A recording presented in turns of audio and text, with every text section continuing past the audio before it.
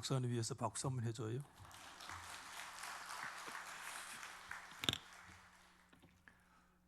조 목사님이 동분서주합니다. 예일대학의 정신과 나종우 교수는 여러분 유재석이 인도하는 유키즈 온 더 블락이라고 하는 프로에 출연을 해서 이런 말하는 것을 들은 적이 있습니다. 언제부턴가 우리나라에서는 좀 조심스러운 단어이기는 하지만 자살이라고 하는 용어가 금기어가 되어 있고 그것을 대신해서 완곡한 표현으로 뭐죠? 극단적 선택이라고 하는 단어가 사용되어지고 있습니다. 나 교수의 주장에 의하면 선한 의도로 사용하는 극단적 선택이라고 하는 그 용어가 오히려 더 많은 문제를 가지고 있다, 그렇게 말했어요. 왜냐하면 자살은 결코 선택의 문제로 놓을 수 있는 성격이 아니고 그런 용어를 바꾼다고 해서 그 율이 떨어진 것도 아니고 아니면 인권적인 어떤 측면에서 오히려 사람들이 당신의 가족 왜 그런 선택을 했습니까? 라는 질문이 오히려 큰 마음의 아픔과 상처를 주기 때문이다. 그 말에 저도 일면 동의가 된 적이 있습니다. 여러분, 오늘 제가 설교 초반에 이 말씀을 드리는 것은 그것을 주제로 삼고자 해서 말씀을 드리는 것이 아니고 저도 단지 오늘 말씀 속에 하나의 용어의 문제를 여러분에게 말씀을 드리고 싶었기 때문입니다. 여러분이 함께 읽으신 오늘 본문 말씀은 예수님의 가르침 가운데 가장 유명한 가르침이고 비유인 거 우리가 잘 알고 있잖아요. 사람들은 이구동성으로 이 비유의 이름을 갖다 붙이는데 무슨 이름을 갖다 붙이는지 말씀해 보세요. 뭐라고요? 지금 몇 가지 말씀이 나오잖아요. 선한 사마리아 사람 비유다. 거기에 별로 이 일을 제기할 사람이 없다고 생각이 되어져요. 정말 좋은 말이기는 하잖아요. 굿 서머리탄, 정말 선한 사마리아. 이게 이름이 얼마나 좋으면 여러분 세계 자선단체 가운데 이 선한 사마리아 사람을 이름을 갖다 붙이는 단체도 있고요. 아마 전 세계적으로 병원 이름 가운데 특별히 기독교적인 병원에 이 선한 사마리아 사람 병원의 이름을 가지고 있는 것도 굉장히 많을 정도로 유명한 이름임에 틀림이 없습니다. 하지만 여러분, 사마리아 사람 앞에다가 선하다라고 하는 이름을 붙이는 순간에 오늘 이 비유에 등장하는 제사장이나 레위인은 선하지 않은 또는 악한 사람들이 되고 말지요.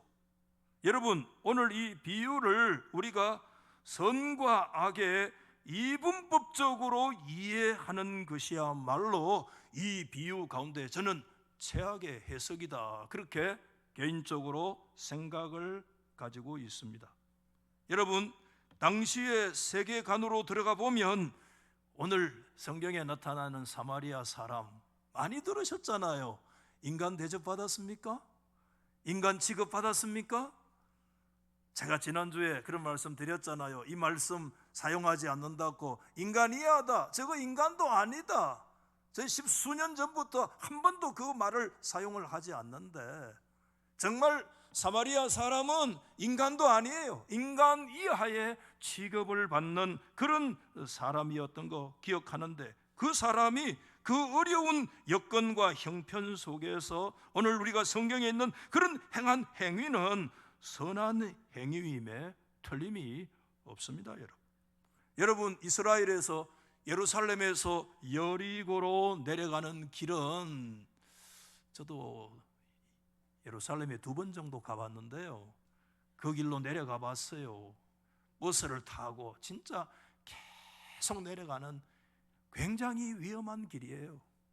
여러분, 예루살렘은 해발 고도가 가장 높은 곳에는 한 800m 정도가 됩니다.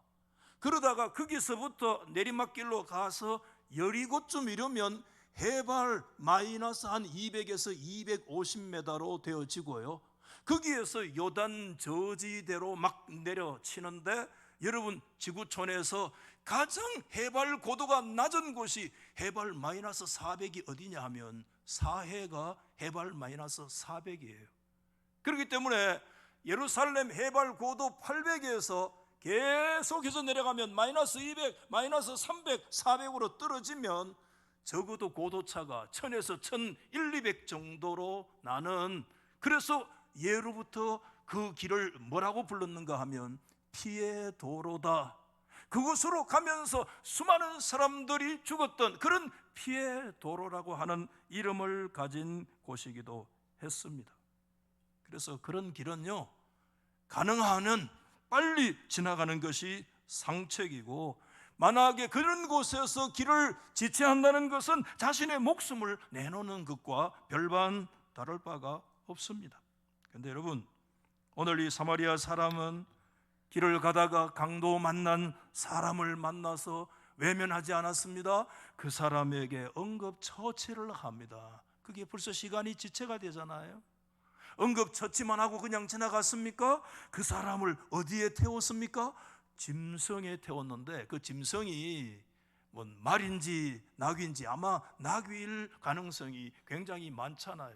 급한 죽게 되어진 그 중부상자를 그 낙위라고 하는 어떤 짐승에 태워가지고, 여러분, 정말 위험을 이렇게 정말 피해 갈 수 있는, 완전히 어느 정도 주막이 있는 안전지대까지 가려고 하면 그 시간이 얼마나 많이 지체가 되어지고 그만큼 얼마나 위험도가 높아지겠습니까? 그런 면에서 오늘 이 사마리아 사람의 행위는 선한 사람임에 틀림이 없고, 거기에 비해서 하나님의 이름으로 살아갔던 제사장이나 레위인들은 죽어가는 사람을 보고도 외면하고 지나갔는데, 사실은 빨리 지나가는 게 맞아요. 가능하면 빨리 지나가는 게 맞고, 어쩌면 그렇게 빨리 통과하는 것이 가장 지혜롭고, 이전에도 그렇게 빨리 통과했을지 모르지만, 오늘 정말 이 사마리아 사람의 행동이 있다는 거 우리가 대조해서 바라보면, 그 레위인이나 제사장의 행동은 적어도 선하지 못한, 어쩌면 악한 그런 행동임에 틀림이 없습니다. 그러나 여러분, 오늘 이 예수님의 가르침을 선과 악이라고 하는 윤리적 개념으로 끌고 가는 순간에 이 예수님의 비유는 어쩌면 영원한 미궁으로 빠질 수 있다고 저는 생각을 가지고 있습니다. 물론 저는 지난 2-3주 전에 금요일 날 설교하면서 제가 그런 말씀을 드린 적이 있어요. 신앙은 희망이다, 그런 말씀을 하면서 그 다음에 이렇게 말씀을 한번 드린 적이 있어요. 우리 한번 받아해 보실랍니까? 신앙은 끝까지 윤리와 함께 가야 된다, 그런 말씀을 드린 적이 있어요. 신앙은 희망인데, 아멘? 그 신앙은 끝까지 윤리와 함께 가야 된다, 이렇게 말씀드렸어요. 다시 말하면 하나님의 나라와 믿음의 비전과 개혁과 선한 의지를 얘기하면서, 좀 속된 표현이라 용서하십시오, 그러면서도 막 깡패처럼 막 그렇게 해서는 안 된다는 거예요.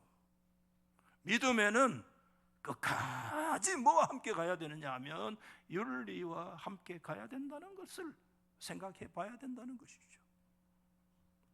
그래서 여러분, 오늘 조금 빗나갔습니다만은, 그러면은 오늘 이 말씀으로 우리가 다시 돌아와서 도대체 예수님의 말씀 우리가 그냥 읽어보면 이 스토리 자체가 그냥 쉽게 파악이 되어지는 말씀인데 이 말씀 우리가 어떻게 해석 그러면 좀 어렵잖아요.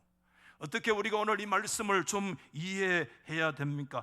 여러분 지나온 2000 역사 속에서요 정말 이 예수님의 말씀은 진짜 다양한 해석을 했어요. 10인 10색 10사람이 해석하면 어쩌면 10사람의 해석의 모습이 다 달라지는 그런 말씀이 오늘 본문 말씀이기도 한데 시대별로 좀 달라요. 초대교회 해석을 보면 대표적으로 여러분 아우구스티누스라고 하는 어거스틴 같은 사람이 있잖아요.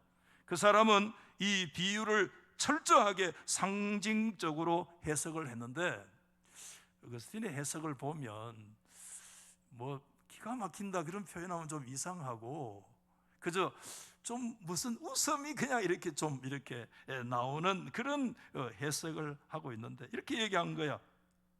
여기에서 강도 만난 사람은 누구냐 하면 여러분 누구 같아요? 어거스틴은 강도 만난 사람은 구약의 아담이라고 그랬어요. 기발하지 않습니까? 상상도 못했던 구약의 아담은 강도 만난 사람이고 그러면 그 강도는 누구냐? 바로 마귀와 그의 졸개들이 강도고 구약의 제사장들은 죽어가는 아담을 아무도 구해주지를 못했습니다. 그런데 어떤 해석을 하든지 여기에 일치되는 거 있어요. 여기에 선한 사마리아 사람은 누구를 말하느냐 하면 예수님을 말하는 것 틀림없는데 사마리아 사람인 예수님이 지나가면서 여러분 그 주막 주인에게 2데나리온을 줬는데 2데나리온은 뭐냐? 앞에 27절에 말씀을 했잖아요. 예수님께서 하나님의 사랑과 이웃 사랑이라고 하는 2데나리온을 가지고 그래서 여기에 기름과 포도주가 있는데 기름은 위로의 역사요 포도주는 겉면의 역사로 그래서 하나님 사랑과 이웃 사랑이라는 2데나리온과 기름과 포도주의 역사로 어디까지 데려갔느냐? 주막까지 데려갔는데 그 주막은 뭐냐? 주막은 뭐겠습니까? 이건 좀 우리가 생각되잖아요. 주막은 오늘날 얘기하면 뭐죠? 교회다 이렇게 얘기하고 그러면 한 걸음 더 나가요. 그 주막집의 주인은 누구냐? 여러분 주막집의 주인은 누구 같아요? 하나님? 뭐라고요? 목사님? 야 정말 상상도 못하는 지금 해석이 나오는데 야 감사합니다. 주막 주인 저는 술은 안 팝니다 여러분. 주막 주인이 목사님이다. 아, 진짜 목사가 그렇게 돼야 돼요.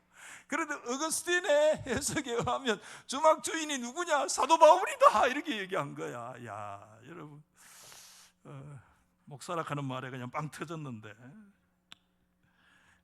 여러분 일면 이런 해석을 우리가 알레고리 또는 영해라 이렇게 얘기를 해가지고요 진리의 단면이나 일면을 담아내고 있는 거 사실이긴 하지만 그 해석 전체를 우리가 받기는 매우 어려운 해석이기도 하죠.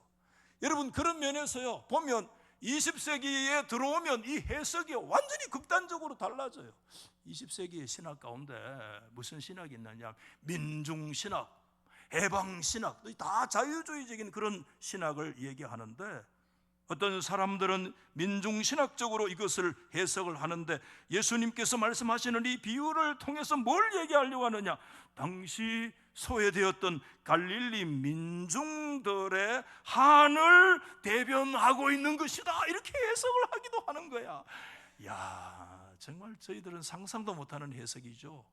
이런 해석은 이미 신학적인 바운다리를 넘어서 정치적으로까지 들어가기 때문에 우리가 이미 신학의 범주를 벗어나서 그런 해석에 도대체 선뜻 동의하기가 어렵습니다. 어떤 사람들은 이것을 윤리로 해석을 합니다. 예수님은 이 비유의 말씀을 통해서 전혀 새로운 윤리를 우리 가운데 선포하셨는데 새로운 이웃간을 우리 가운데 보여주셨다 이렇게 말씀하고 있는데 결론적으로 주님의 말씀에 그런 측면들이 포함되어지고 있기 때문에 일면 동의가 되어지는 그런 부분도 있는 것이 사실입니다. 그렇다면 여러분 오늘 목사님이라고 얘기했기 때문에 쉬는 주막 주인은 아니지만 오늘 이 시간에 말씀을 전하는 사람으로서, 그럼 목사님, 도대체 오늘 이 말씀, 예수님의 이 말씀은 우리가 어떻게 이해를 하는 것이 더 바람직한 이해가 되겠습니까? 라고 질문한다면 저는 이렇게 말씀을 드리고 싶어요. 적어도 오늘 이 말씀은 단순히 윤리 이상의 어떤 것을 주님께서 가르치시고 있다고 저는 믿고 있습니다. 여러분, 오늘 우리는 이 말씀을 그냥 객관적으로 읽지만 2000년 전에 이 말씀을 받는 유대인의 입장에서 보면 두 가지인데, 하나는 굉장히 충격적으로 자신들에게 다가오는 것이고 굉장히 역설적으로 다가와요. 그래서 예수님의 가르침 가운데 충격과 역설의 도구가 나타날 때마다 무슨 특징을 주님께서 가르치면서 말씀하고 계시는가 하면, 받아하십시다. 하나님의 나라의 특성을 가르쳐 주셨다. 뭐 할 때마다 충격적인 말씀이나 아주 상상도 못했던 뒤집는 역설의 말씀을 주실 때마다 그곳에 뭘 얘기하느냐, 하나님의 나라의 특징을 말씀할 때 예수님은 그런 역사를 얘기해 주셨다라고 하는 거예요. 유대인들은 난 아직은 아니야. 뭐가요? 아직 하나님의 나라가 우리 가운데 온전히 도래해 오지 않았어. 메시아의 나라는 아직까지 우리 가운데 오지 않았어. 그것은 아직까지 먼 미래에 일어날 일이야. 그때 그 역사가 일어나면 율법도, 때로는 인종과 민족의 장벽도 다 무너지게 될지 몰라. 그렇지만 그 메시아의 나라는 지금은 아니야. 아직까지 먼 종말에, 저 먼 미래에 일어날 일이야. 그렇게 생각을 했는데 예수님은 오늘 이 말씀을 통해서 아니라는 거예요. 충격의 말씀을 통해서, 역설적인 이 말씀을 통해서 예수님이 뭘 얘기하느냐, 아직 아니가 아니다. 이미 예수 그리스도가 이 땅에 오시면서 하나님의 나라의 위대한 특징들이 이미 우리 가운데 왔다. 아멘. 그것을 누구를 통해서요? 아주 상상도 하지 못했던, 자신들이 인간 취급도 하지 않았던 사마리아 사람의 그 행동을 통해서 예수 그리스도로 인해서 이 땅에 왔던 하나님의 나라의 그 위대한 특징에 대하여서 주님이 말씀해 주시고 있다고 저는 믿습니다. 여러분, 오늘 이 비유에 한 가지 핵심적인 질문이 있다고 한다면, 율법사가 29절에 예수님께 던진 질문입니다. 그러면 내 이웃은 누굽니까? 라고 하는 질문입니다. 여러분, 오늘 이 질문을 그 당시에 유대인들의 그들의 세계관으로 적용을 해보면 결코 누구나 그들의 이웃이 될 수 있는 것은 아니었습니다. 그들의 이웃과는요, 저를 한번 봐주십시오. 부탁드리겠습니다. 그들의 이웃과는, 따라하십시다. 동심원, 동그란 거, 동심원의 구조를 가지고 있는데, 그 원의 가장 가운데 누가 있는가 하면 자기 자신이 있습니다. 이 동심원 가운데 내가 있어요. 그 다음에 동심원에 누가 있는가 하면, 그 다음에 누굽니까? 사랑하는 가족들이 있습니다. 그 다음 동심원에 누가 있는가 하면 자기 친지들이 있고 자기 이웃들이 있습니다. 거기에서 동심원을 하나 더 치면 그 동심 안에는 누가 들어가 있는가 하면 누가 들어가겠어요? 같은 유대교 신앙을 가지고 있는 동족들이 그 동심원 안에 들어갑니다. 마지막 하나 더 동심원을 더 칠 수 있습니다. 그 마지막 동심원에는 누가 들어가겠습니까? 누가 들어갈 것 같아요, 여러분? 그 안에는요, 유대인은 아니지만 유대교로 넘어온 유대 뭐죠? 개종자들이 마지막 그 이웃의 동심원 안에 그들은 겨우 넣어주어서 들어갈 수 있다고 그렇게 생각을 한 것입니다. 그들의 구조는, 이웃의 구조가 철저하게 동심, 내가 있고 내 가족이 있고 나의 이웃이 있고 친구가 있고 내 동족이 있고, 동족이 아니지만 같은 신앙으로 개종해서 들어와 있는 그 사람들이 이 엄청난 원의 구조 안에 그 사람들이 들어와 있는데, 이 개념은 특별히 상호호혜적인 개념인데 무슨 뜻인가 하면, 네가 나에게 이웃이고 네가 나에게 형제이고 네가 나에게 친구인 것은 내가 너에게 형제고 내가 너에게 친구고 내가 너에게 이웃이기 때문에 네가 나에게 형제네. 조건적인 문제예요. 내가 너에게 이웃이기 때문에 네가 나의 이웃 될 수 있어. 내가 너의 친구이기 때문에 네가 나의 친구가 되어질 수 있다는 거예요. 예리한 원을 그어놓고 그 원 안에 있는 사람들에게는 복지의 의무를 그들이 가진다고 생각하지만 원 바깥에 있는 사람들에게는 철저하게 도움을 거부했습니다. 오로지 원 안에 있는 사람들만이 이웃입니다. 그들만이 내가 도와주어야 되고, 그들만이 내가 사랑해 주어야 되고, 그들에게 내가 어떤 것들을 베풀어야 될 의무를 지니고 있는 것입니다. 그러나 그 원 범주 안에 들어올 수 없는 사람들이 있습니다. 여러분의 원 범주 안에 들어오지 않는 사람은 어떤 사람입니까? 심지어 같은 유대인이라도 그 원 범주 안에 들어오지 못할 사람들, 두 부류의 사람들이 있었습니다. 그 사람이 누굽니까? 세리들, 그 다음에 뭐지요? 창기들. 이 사람들을 일컬어서 성경에 뭐라고 얘기하느냐 하면 죄인들이라고 얘기를 하는 거예요. 내 입장에서 저 사람은 죄인이야, 저 사람은 어떤 존재야, 그리고 딱 규정하는 그 순간에 그는 나의 이 동심원 안으로 절대 들어올 수 없는, 절대 그 원 안으로 들어올 수 없는, 이방인들은 인간도 아니니까 말할 것도 없는, 그래서 그들에 대한 사랑의 의무는 1도 존재하지 않는 거예요. 그렇기 때문에 그들과 교제하지 않았고, 식사는 물론 심지어 그들하고 입도 썩지 않는 대화조차도 철저하게 거부했던 그 역사는 어디에 있는가 하면 호혜적인 그들의 이웃간 그들의 이 견고한 동심원의 이 구조 속에 놓여 있는 이와 같은 데 바탕을 두고 있다는 사실을 말씀하고 있잖아요. 그런데 예수님은 오늘 여러분 이 비유의 말씀을 통해서 아니야, 그 공고한 구조 속에 뭐가 와 있는가? 이미 하나님의 나라가 왔다는 사실을 오늘 이 가르침을 통해서 선포하고 계신 것입니다.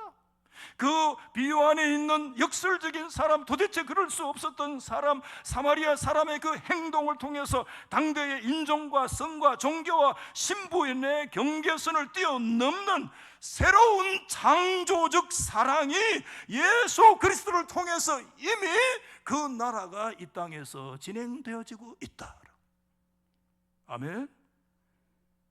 예수님을 통해서 하나님의 나라, 율법과 인종을 뛰어넘는, 민족과 성을 뛰어넘는, 계층 간의 장벽을 뛰어넘는 위대한 하나님의 나라와 복음의 시대가 우리 가운데 이미 들어와 있다. 그 나라가 이미 우리 속에 깊이 침투해 들어와 있다는 말씀을 오늘 이 비유의 말씀을 통해서 예수님을 우리 가운데 가르치시고 있다는 것입니다. 그 나라가 여러분들의 의식 속으로 지금 들어와 있습니까? 예수님은 이것을 말씀으로만 하지 않으시고 이미 행동으로 보여주셨습니다. 예수님은 유대인의 이웃간과는 전혀 맞지 않는 행동을 하셨잖아요. 예수님은 지난 3년 동안 공생의 활동을 하실 때 유대인들로부터 철저하게 낙인찍혔던 사람들과 교제했습니다. 이방인들과 그리낌 없이 예수님 만났습니다. 그러자 종교 지도자들이 예수님에게 낙인을 찍었어요. 뭐라고요? 누가복음 여러분 7장 말씀에 예수를 뭐라고 얘기했어요? 세리와 죄인들의 친구였다. 여러분 이 말씀을 깊이 생각을 해야 돼요. 다시 세리와 죄인들의 친구라는 말씀을 누가 들으셨습니까? 예수님이 들으셨습니다. 예수님은 제사장의 친구가 아니었습니다. 레위인의 친구가 아니었습니다. 예수님은 강도 만난 사람의 친구였습니다. 예수님은 죽음의 직면에 있는 사람의 친구였습니다. 예수님은 세리의 친구였습니다. 민족 반역자들의 친구였습니다. 예수님은 창기들의 친구였습니다. 이게 기독교입니다. 예수가 창녀의 친구였다. 이러면 예수를 창녀도 가까이 갔단 말이에요. 그 말 아니에요, 여러분. 예수님은 창기의 친구였고요, 진정한 의미에서요. 그 당시 전혀 인정받지 못했던 세리의 친구였습니다. 예수님에게 붙여졌던 예수님의 이름입니다.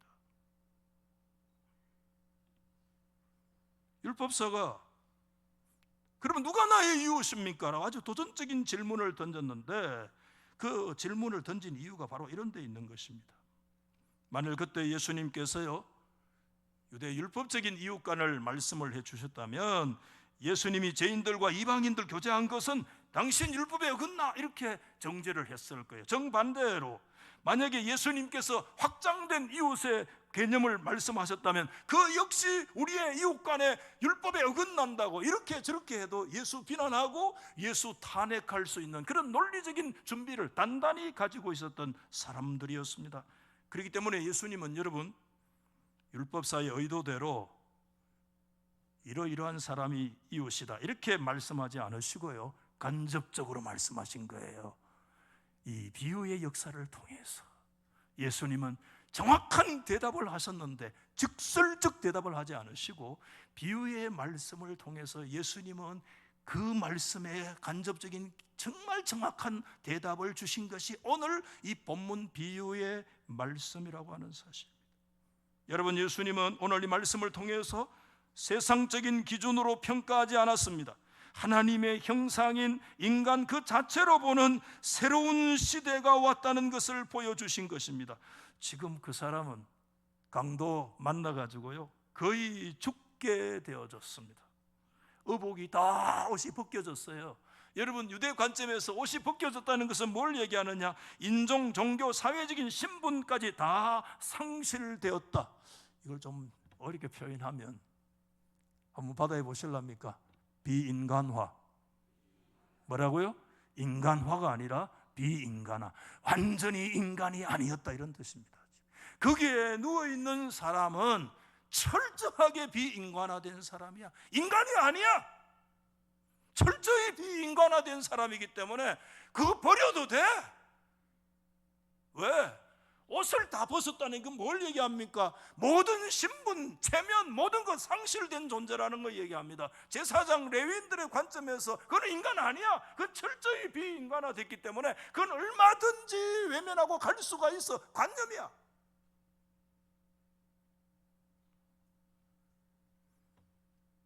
그런데 여러분, 예수님은 아니라는 것입니다.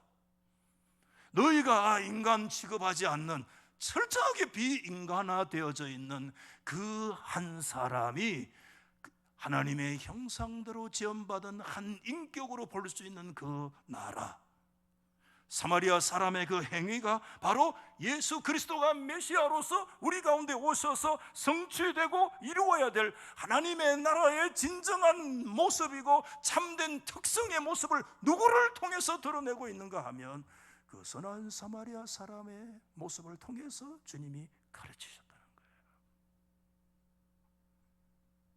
여러분, 오늘 저와 여러분 안에 이 질문이 계속 던져지고 있지 않습니까? 율법사의 질문 말입니다.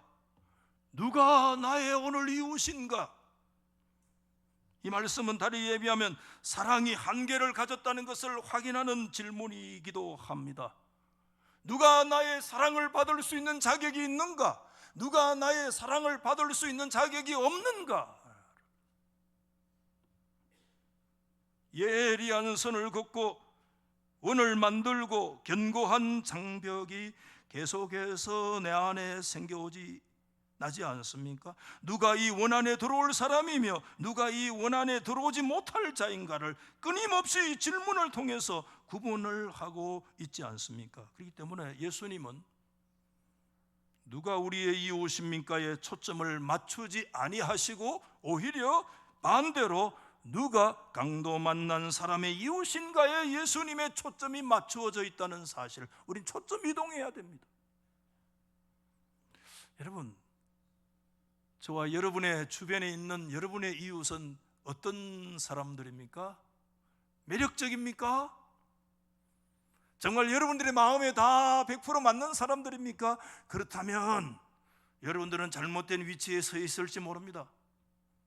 여러분들의 주변에 있는 사람들이 조금도 여러분을 불편하게 하지 않는 사람들만 주옥이 있습니까? 그거는 그리스도인들이 서야 될 자리에 서 있지 않을 수 있다는 겁니다. 여러분, 오늘 우리 주변에 있는 이웃이 정말 한 번 만나면 또 만나고 싶고, 두 번 만나고 싶고, 10번 만나고 싶고, 아주 매력적인 사람들만 여러분의 주위에 있습니까? 잘못된 자리에 서 있을 줄 모릅니다. 우리가 정말 오늘 이 강도 만난 사람 우리의 이웃인데요, 이런 사람은 두 번 만날까 봐 겁나요. 여러분, 우리들의 주변에 두 번 만날까 겁나는 사람이 있습니까?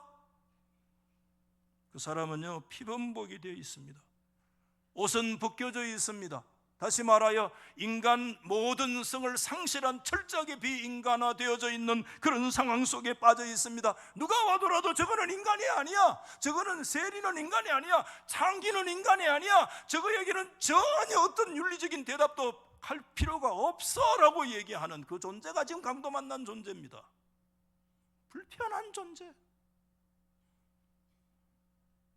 그는 나에게 도움만 요구했지 어떤 도움도 나에게 보답 줄 수 없는 자, 당장 내가 가진 음식을 주어야 되고 내 옷을 벗어서 그에게 입혀야 되고, 심지어 여러분, 만약에 그 사람이 그 자리에서 죽는다고 하면 유대 정결 예법에는 시체를 만지면 부정돼요. 그렇기 때문에 적어도 일주일에 정결 예를 가져야 되는데, 여러분, 노동자가 매일 벌어먹고 산다면 여러분 정말 더럽게 재수 없는 그 온붙은 거야. 그날 그 시체 만지는 바람에 일주일 동안 여러분 정결 예를 가지면 여러분 입에 풀칠합니다. 누가 그걸 밥을 먹겠는데 그 돈을 누가 배상을 해줄 것입니까? 정말 불편한 사람입니다, 여러분.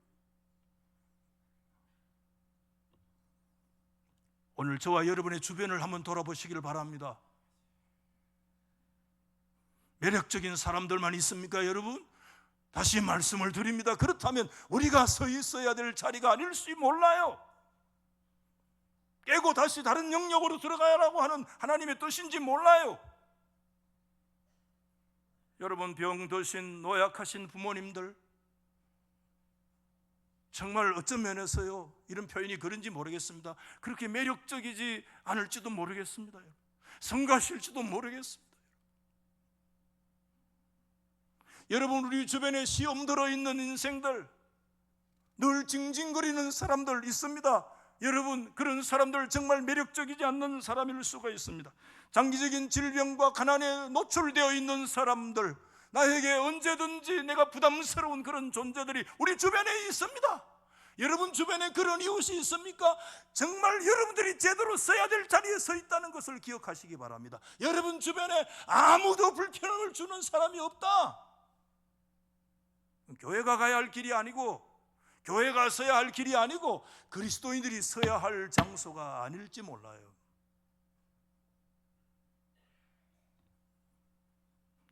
오늘 교회 안에도 계속해서 이 질문이 끊이지 않고 있을지 모릅니다. 누가 나의 이웃인가? 이 질문은 누가 나의 이웃 될 자격이 있는가 없는가와 동일합니다. 저 사람은 저래서 나오고 안 돼, 이 사람은 이래서 안 돼, 그 사람은 그래서 안 돼. 여러분, 이유 없는 무덤이 없습니다. 저희 어머니가 가르침 가운데 원초적 가르침 자꾸 생각난다 안 갑니까? 한번 따라 하십시다. 한 사람 중에 한 가지 흠없는 사람 있더나. 아멘 합니까? 한 가지 흠없는 사람이 있더나. 없어. 그러면서 이렇게 하시더라. 물 좋고 정자 좋은 곳이 없다 이렇게 하시더라. 대충 눈만 끄덕이면 시집 가라 이 말이야. 그래가지고 17살 되면 시집 다 보내버려. 그러면서 사람 한 가지 흠없는 사람이 있더나. 여러분, 우리의 주변을 보십시오. 여러분 남편을 보십시오. 한 가지 흠 없습니까? 여러분 아내를 보십시오. 여러분 사랑하는 자녀를 보십시오. 한 가지 흠 없습니까? 받아봅시다. 이 사람은 이렇고, 저 사람은 뭐지? 저렇고, 그 사람은 뭐지? 그렇고. 여러분 하나씩 따지면 우리의 동심원 안에 들어올 수 있는 사람이 우리 속에 있습니까? 너는 그래서 안 되고 저래서 안 되고 이래서 안 되고 다 내치면 그 안에 하나님의 나라가 임하여 와 있느냐?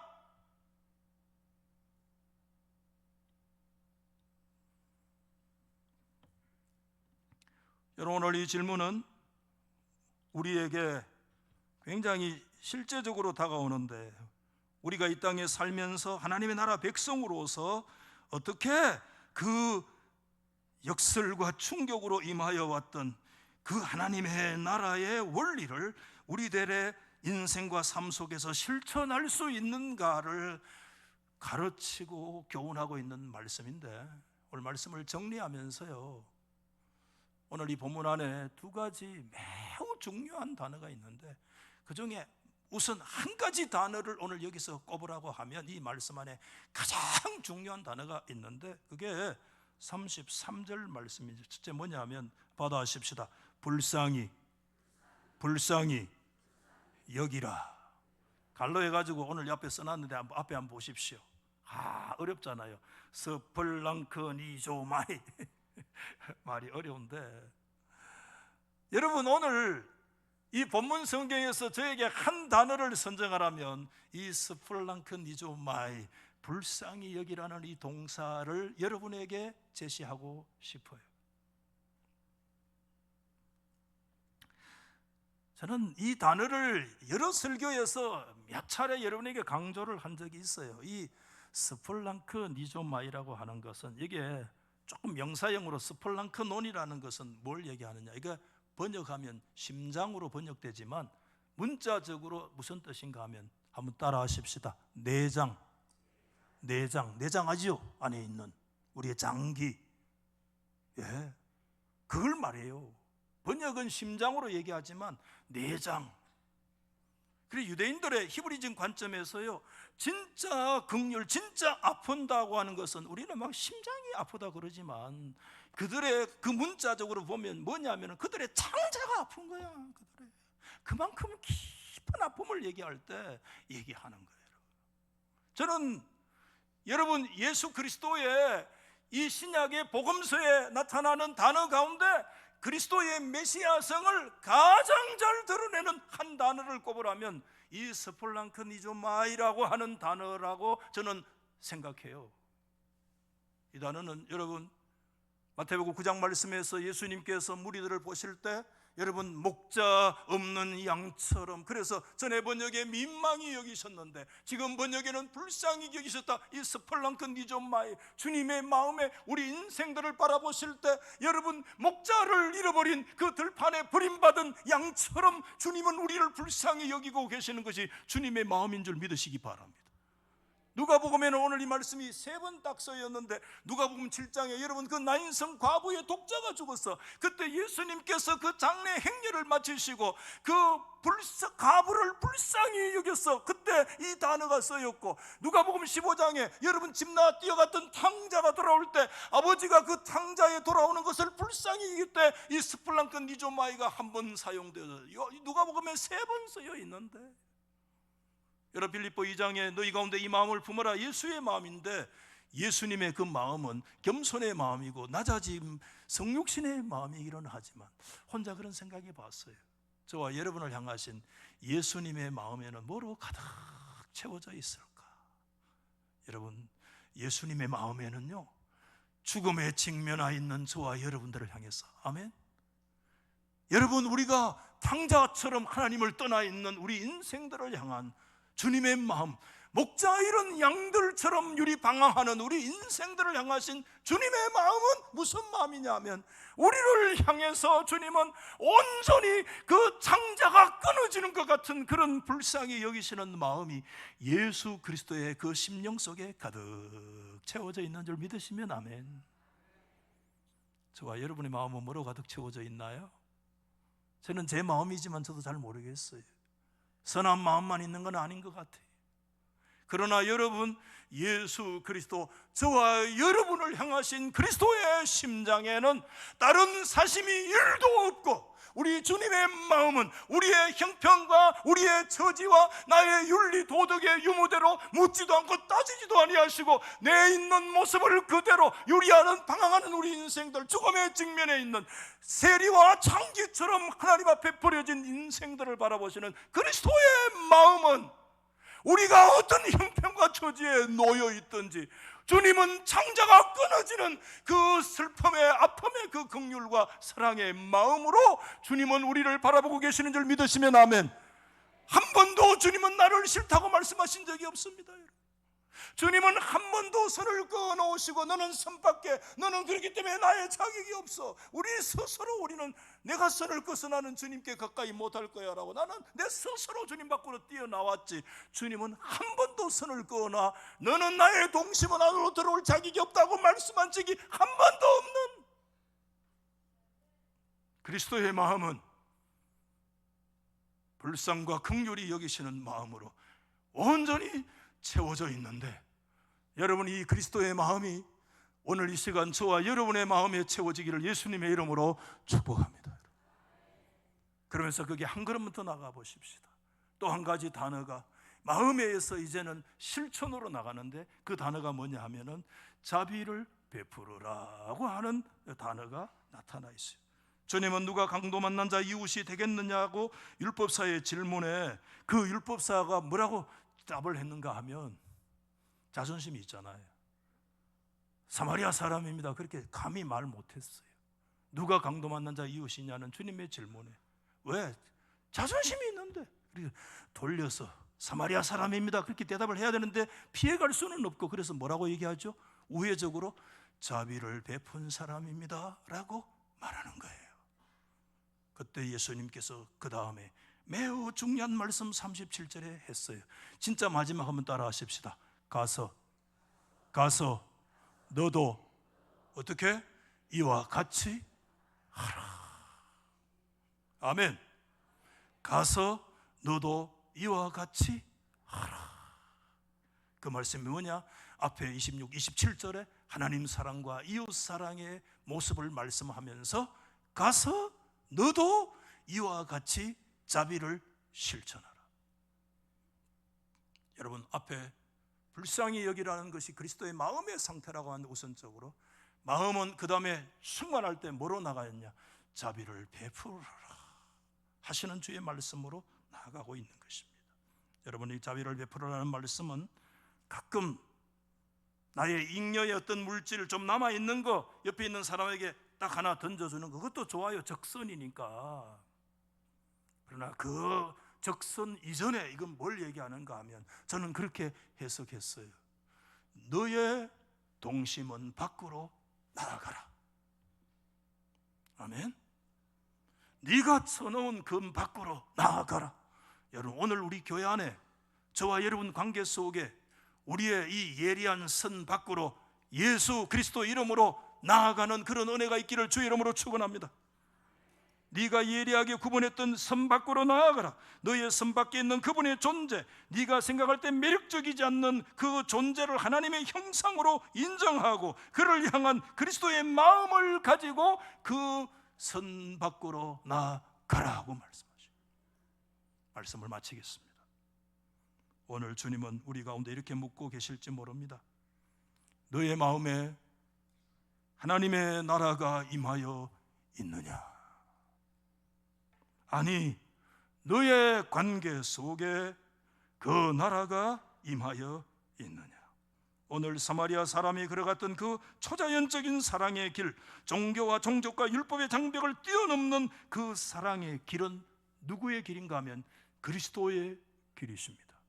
그리스도는 어디로 가셨는가 하면 영문 밖으로, 성문 밖으로 주님은 나아가셨습니다. 주님은 성문 안에 모든 보호와 모든 것들이 인정받는 그 안에만 계시지 아니하시고, 예수 그리스도는 성문 밖으로 내치심을 당하셨습니다. 성문 밖으로 걸어가신 그리스도의 길은 십자가의 길입니다. 성문 밖으로 걸어가신 주님의 길은 동심원의 원을 깨부수고 나아가신 길입니다. 성문 밖으로 걸어가신 그 길은 우리를 위해서 주님이 지신 십자가의 길입니다. 주님은 십자가의 성문 밖으로 길을 나가시고 우리를 위해서 그 모든 장벽과 허물들을 무너뜨리시고 하나님의 나라를 우리 가운데 선포하셨기 때문에 성문 밖에, 동심원 밖에 있는 우리들에게 주님이 찾아오셨기 때문에 그 예수 그리스도가 저와 여러분에게 생명과 구원과 영원한 영생의 역사를 부어주신 줄 믿으시면 아멘. 그 역사가 오늘 우리 가운데 주어져 있는 것입니다. 성도 여러분, 그 나라가, 그 하나님의 나라가 그곳에 임하여 있습니까? 하나님의 나라가 우리의 마음에, 우리의 언어에, 하나님의 나라가 우리의 관계 속에 임하여 있습니까? 오늘 우리 함께 찬송 드리면 좋겠습니다. 635장을 하려고 합니다. 하늘에 계신 주님 나라 임하시고, 하늘에 계신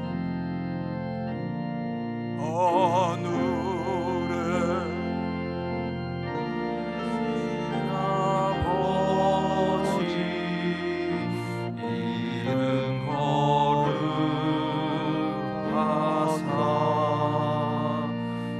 주님 나라 임하시고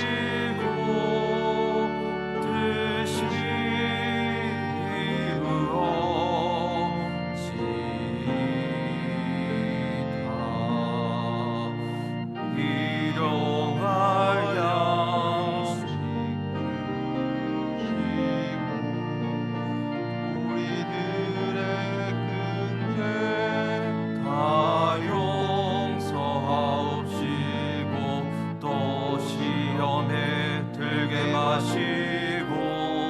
악에서 구원하소서.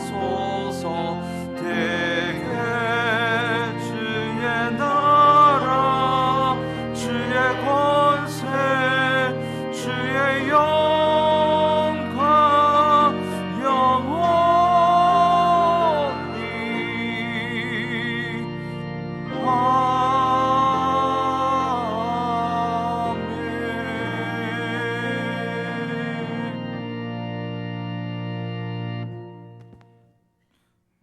서경순 고사님 100만 원 선교를 위해서 써달라고, 그리고 자녀들 믿음의 갈 길 원합니다라고 예물 올려드렸습니다. 함께 예물을 위해서 기도하겠습니다. 거룩하신 하나님 아버지, 은혜를 감사드립니다. 오늘 특별히 주의 사랑하는 성도들 주의 성전에 나와서 귀한 하나님의 말씀 듣고 또 우리의 마음을 담아서 주님께서 걸어가신 영문 밖의 그 길을 따라가길 원하는 마음으로 우리의 시간과 또 우리의 물질을 주님 앞에 올려드립니다. 하나님, 특별히 11조로 하나님 앞에 예물을 올려드리며 하나님 아버지, 내 자신의 동심 밖에서 나오는 자기를 부인하는 마음으로 주님 앞에 올려드립니다. 이 물질이 귀하게 사용되어지게 하시고 하나님, 감사로 열매로 주님 앞에 올려드릴 때 하나님께서 홀로 영광 받아 주시옵소서. 하나님, 장학헌금 다음 세대를 기억하여 주시고 이 물질이 다음 세대를 믿음 가지고 또 길을 걸어가는데 주님 은혜가 되기를 원합니다. 성경금을 주님 앞에 올려드립니다. 하나님 아버지, 지금도 여러 가지 선교의 어려운 상황 가운데 있는 우리 귀한 선교사님들 기억하여 주시고 주님의 불꽃 같은 눈동자로 지켜보아 주시고 사역하는 가운데 성령의 기름 부으심이 있기를 원합니다. 특별히 선교를 위해서 써주심을 원하며 또한 가정의 자녀들 믿음의 길 가기를 원하며 그 기도 제목으로 주님 앞에 선교의 기도 예물 올려드립니다. 하나님께서 흠양하여 주시고 하나님의 뜻대로 이 가정 가운데 이루시고 하나님의 나라가 더욱더 흥황하여지기를 간절히 소망합니다. 이 모든 말씀 우리 주 예수 그리스도의 이름으로 기도드리옵나이다. 아멘. 우리 주보를 참조해서 교회 소식 알려드리겠습니다. 오후 예배 오늘 선교 헌신 예배로 드립니다. 알바니아 이용봉 선교사님 오셔서 말씀 전합니다. 많은 은혜 받으시고 참석을 꼭 부탁드리겠습니다. 주보 오면을 보시면은 여름 행사가 계획되어 있습니다. 확인해 주시고 많은 관심을 가져 주십시오. 우리 성경 암송 기강별 성경 암송 녹화 일정이 주보 오면에 있습니다. 꼭 일정 확인해 주시고 참여해 주시기 바랍니다. 방송실에 금요 기도회 자막 봉사하실 분을 구합니다. 되게 능숙하지 않아도 의욕만 있으시면 됩니다. 사무실로 연락을 해 주십시오. 지난주부터 하절기 간편 복장을 권면하는 가운데 있습니다. 또 어제부터 호우가 내려서 장마가 정말 실감납니다. 안전과 건강에 유의해 주시기 바랍니다. 정기당회가 선교 후 원래 후에 있고요. 3부 예배 후에는 선교회 원래가 있습니다. 우리 선교 회원 되시는 분들은 선교회 원래 꼭 참석을 부탁드리겠습니다. 성경과 제국의 역사 이야기 수요 바이블 아카데미 진행 가운데 있습니다. 다음 주는요 3가지가 예고되어 있는데 맥주 감사주일, 그리고 10시 40분에 우리 교육관 2층에서 제2차 새가족 초청주일을 가집니다. 그리고 오후 예배는 다음 다음 세대 기도회로 진행됩니다. 맥주 감사 주일을 맞이해서 또 상반기 하나님께서 우리와 동행하신 감사 열매로 하나님 앞에 영광 올려드리기를 원하고요. 이웃 초청 전도주일 새가족 중심의 그 초청 주일 태신자 작정하신 분들, 태신자들에게 전달할 선물을 오늘 나가실 때 로비에서 비 때문에 교육관 앞이 아니고 로비에서 전달하도록 하겠습니다. 주미경 선교사님 오늘 저희 교회 잠시 귀국해서 나오시는데 어디 계십니까? 한번 일어나 주시면요, 우리 박수로 또 한번 격려해 주시고 환영해 주시기 바랍니다. 감사합니다. 예. 우리 지난주 이현정 집사님 모친 소천하셔서 또 많은 분들 참석해 주시고 위로해 주셔서 감사합니다. 기쁜 소식입니다. 안수희 집사님 가정에 우리 표민정 양, 홍진성 군 부산에서 다음 주 토요일 날 마리나 컨벤션에서 결혼식이 있습니다. 교회 출발은 9시 50분입니다. 우리 입원하신 성도님 위해서 기도를 부탁드리고 지난주 교회 등록하신 분 계십니다. 전도를 위해서 계속적으로 기도를 부탁드리겠습니다. 우리 모두 다 자리에 함께 일어나셔서 성경 쓰기 구호 한번 외치도록 하겠습니다. 구호 준비. 야! 성경은 하나님의 말씀 다 같이 읽고 쓰고 암송하자. 아멘.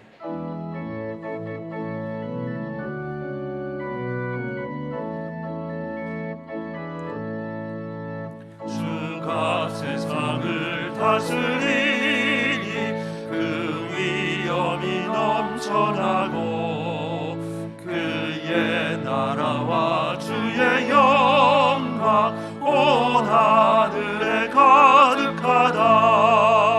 온 땅 위에 주님의 위엄 늘 넘치며 가득하니 그 나라와 주님의 영광 온 천하에 찬란하다.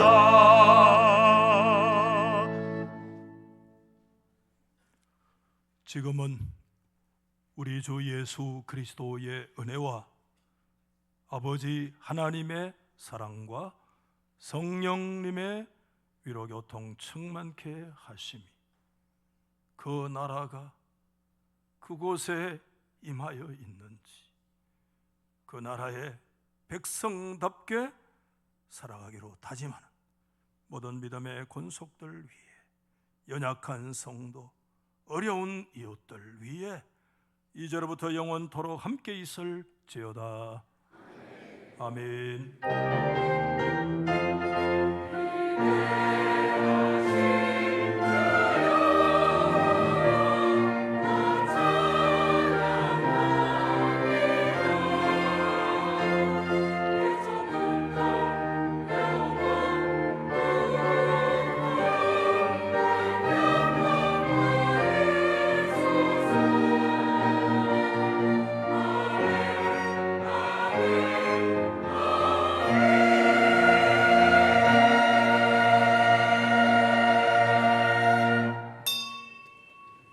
예배를 마쳤습니다. 감사합니다.